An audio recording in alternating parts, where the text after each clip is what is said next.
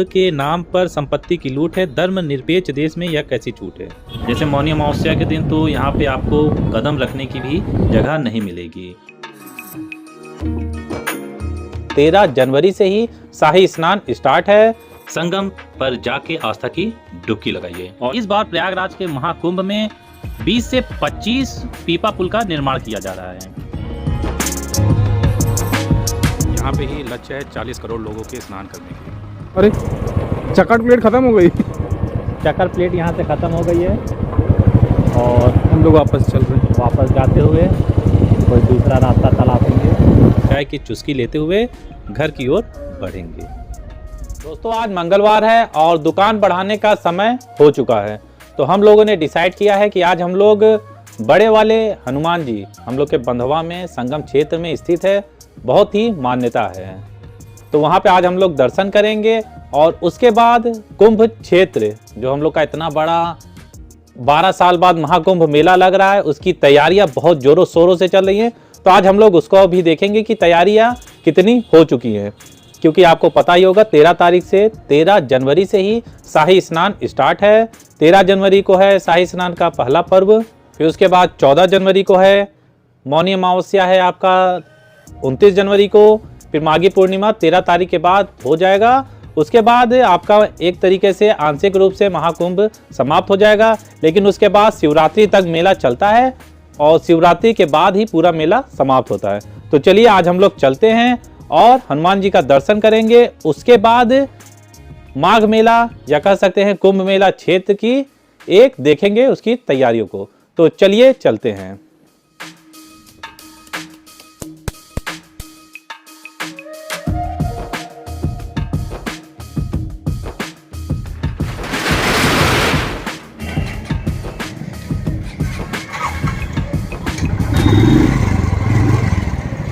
दोस्तों हम लोग अपने शॉप को बढ़ा चुके हैं और अब यहाँ से निकलेंगे हनुमान जी के मंदिर और संगम क्षेत्र पे। तो सबसे पहले आपको इस रोड के बारे में बता देते हैं। यह रोड नए वाले पुल से और नैनी स्टेशन को आपस में जोड़ता है और इसी रोड से अगर आप रीवा साइड से आ रहे हैं, एमपी साइड से आ रहे हैं, तो आप नैनी रेलवे स्टेशन पे रुकेंगे और यहाँ से या तो पैदल या तो ई रिक्शा से अरैल क्षेत्र में पहुँचेंगे। अगर आप वहाँ पे भी स्नान करना चाहते हैं तो वहाँ भी स्नान की व्यवस्था रहती है, या फिर यहाँ से आप नाव बुक करिए और संगम पर जाके आस्था की डुबकी लगाइए। और इस कुंभ मेला में जितनी भी वीआईपी मूवमेंट होगी, वो नेता हो या अभिनेता हो, सबका स्नान की व्यवस्था अरैल घाट से लेके सोमेश्वर महादेव घाट तक में ही होगी। अब हम लोग नए वाले पुल पर पहुंच चुके हैं और यहाँ का नज़ारा बहुत ही आधुनिक दिखता है। आप नए वाले पुल पे खड़े होके अरैल साइड का जो भी अलौकिक दर्शन है वो कर सकते हैं और यहीं से ही आपको संगम का क्षेत्र का व्यू, अरैल क्षेत्र का व्यू और इधर पुराने पुल का भी नज़ारा आपको देखने को मिलेगा। हम लोग महाकुंभ क्षेत्र में प्रवेश कर चुके हैं और प्रवेश करते ही आपको ये आश्रय स्थल दिखेगा जिसका नाम है जन आश्रय स्थल।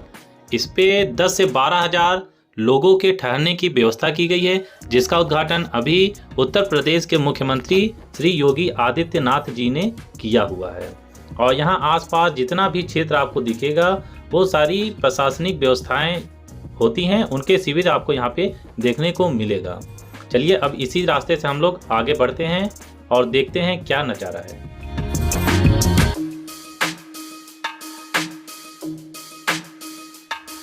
ये संगम जाने का मुख्य मार्ग है और डिपेंड करता है कि कितनी भीड़ किस दिन है। जैसे मौनी अमावस्या के दिन तो यहाँ पे आपको कदम रखने की भी जगह नहीं मिलेगी और इसी प्रकार से कई रास्ते बनाए गए हैं जो कि अलग अलग जो भी प्रशासन की व्यवस्था होती है वो उस दिन डिसाइड करते हैं किस जगह से कहाँ एंट्री करनी है। अगर आप बाएं साइड में देखेंगे तो ये पूरा जो क्षेत्र होता है इसको पार्किंग बना दिया जाता है। यहीं से लेके आपको 2 से 3 किलोमीटर संगम जाने के लिए पैदल जाना पड़ता है।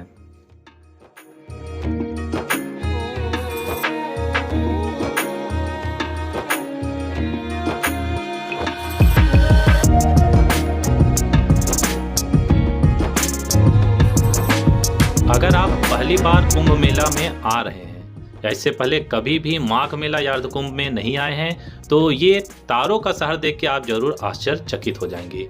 इतनी बड़ी व्यवस्था, इतने लोग, इतनी व्यवस्थाएं आप पूरे विश्व में कहीं देखने को नहीं मिलता। अभी जहाँ पर हम लोग खड़े हैं यह मेले का एकदम स्टार्टिंग पॉइंट है।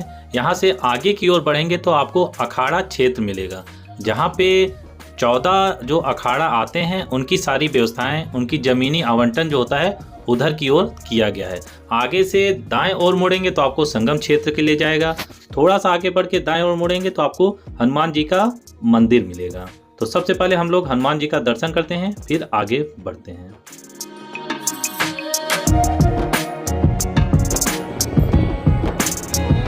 बोलो भैया जय हनुमान। जय बजरंगबली।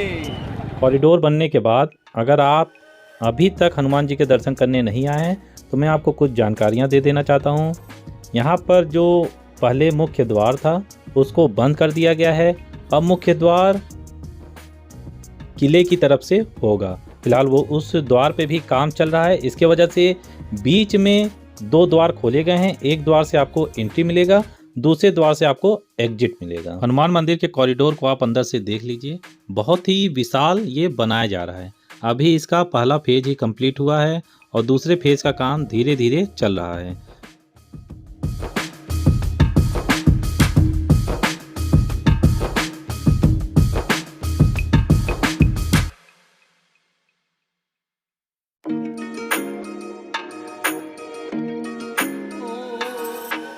आज मंगलवार का दिन है, इसकी वजह से यहाँ पे बहुत ही ज़्यादा भीड़ है। मंदिर में दर्शन करने के लिए 2 लाइनें लगती हैं। एक जो आप नीचे से होते हुए हनुमान जी के मूर्ति के बगल से जाएंगे, वहाँ से आपको दर्शन मिलेगा। दूसरा आप ऊपर से भी जाके दर्शन कर सकते हैं।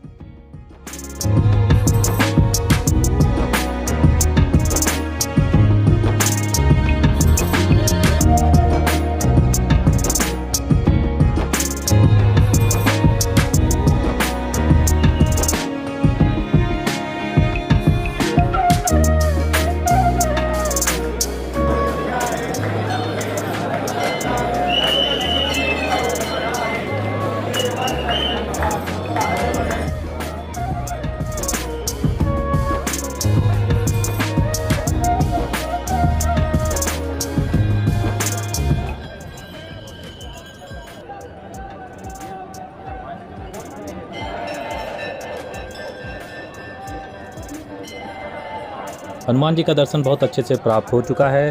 प्रसाद ग्रहण कर चुके हैं। अब कुछ फ़ोटो खिंचाएंगे। उसके बाद हम लोग ने जहाँ जूते उतारे थे वहाँ से जूते पहनकर आगे की ओर प्रस्थान करेंगे।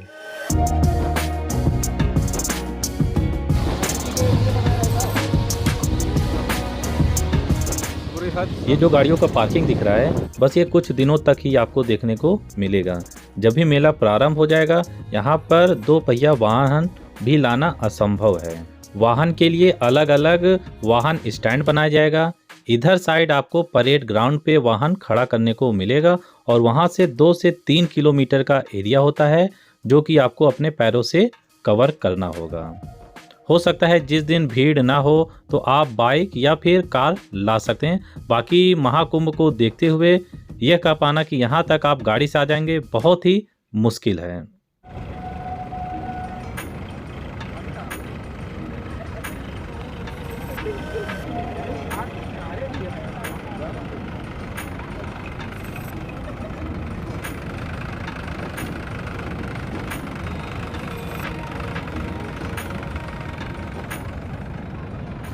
दिसंबर ख़त्म होने को है लेकिन अभी तक प्रॉपर रूप से घाट का निर्माण नहीं हो पाया है। अभी भी देखिए तो बालू ही फैलाया जा रहा है। सामने आप जो एरिया देख रहे हैं, लाइटिंग देख रहे हैं, वो अरैल का क्षेत्र है और ये संगम का मेन घाट है। यहाँ पे ही लक्ष्य है 40 करोड़ लोगों के स्नान करने की। तो जो कोना आपका दिख रहा है वहाँ पे संगम है। संगम देखा जाए तो वो एरिया है जहाँ ये देखिए ये VIP टेंट हाउस बन रहा है। ये देखिए सामने का एरिया, ये किला से लेके ये पूरा अरैल का क्षेत्र है।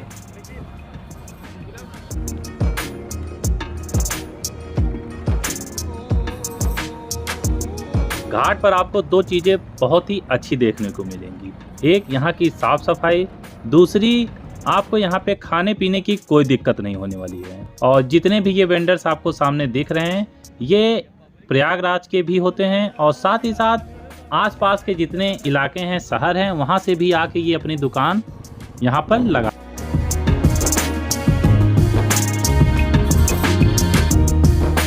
अरे चकट प्लेट खत्म हो गई। चक्कर प्लेट यहाँ से ख़त्म हो गई है और हम लोग वापस चल रहे हैं। वापस जाते हुए कोई दूसरा रास्ता तलाशेंगे। अब हम लोग को अखाड़े की तरफ जाना था, मगर यहाँ से अभी प्रॉपर रास्ता नहीं बनाया गया है और दिसंबर का लास्ट है, जैसे मैं शुरू से ही कह रहा हूँ। लेकिन अभी जो ये एरिया है घाट के आसपास का, ये डेवलप हो जाना चाहिए था, बट अभी तक जो काली मार्ग होता है वो भी पूरा नहीं बना हुआ है।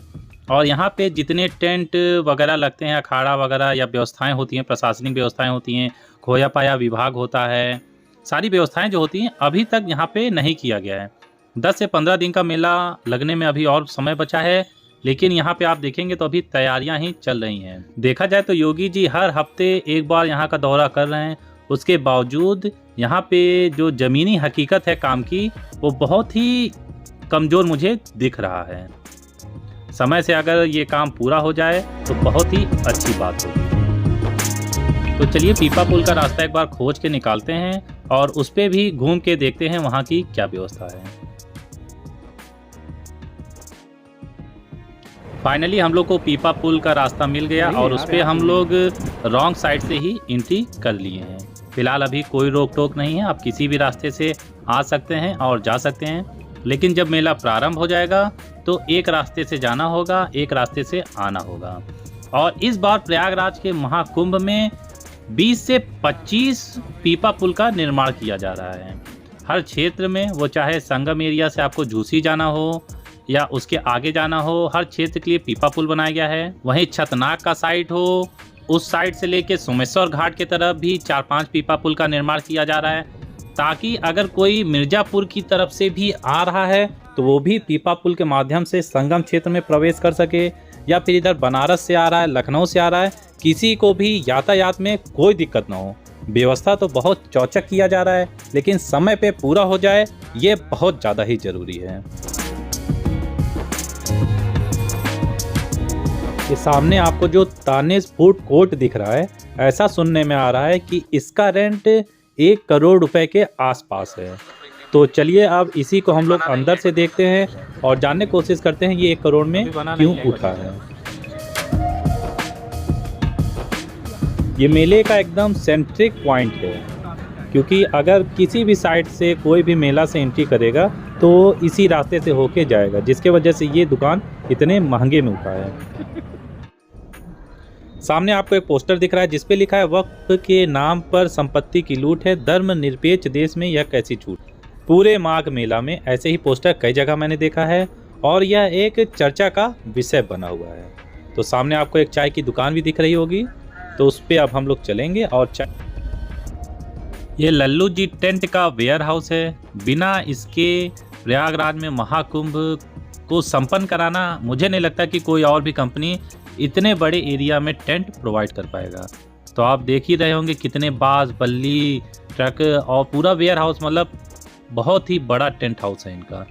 इनके बिना मेला संभव नहीं हो सकता।